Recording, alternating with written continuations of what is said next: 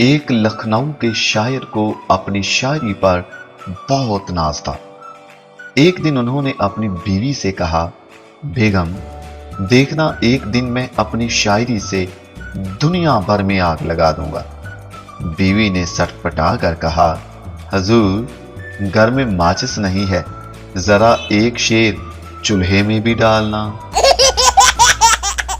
एक दरवेश एक गांव में से गुजर रहा था कि एक औरत ने उसे देखकर कहा, बाबा जी, मेरी शादी को 10 साल हो गए हैं, मगर बदकिस्मती से मेरे कोई औलाद नहीं है, जिसकी वजह से मुझे बहुत ताने सुनने पड़ते हैं।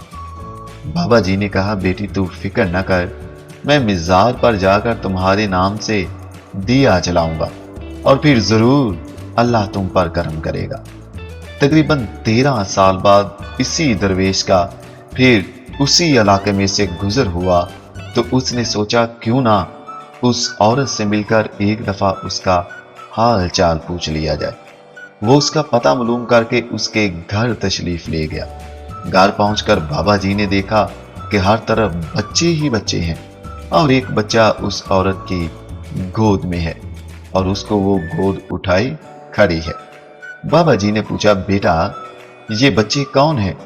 तो औरत ने कहा, बाबा जी, ये 13 बच्चे मेरे ही हैं।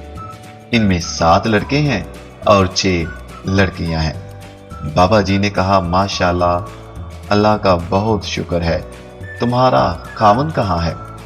औरत ने कहा, बाबा जी, वो दरबार ढूंढकर वहां पर दिया बुझाने गया है।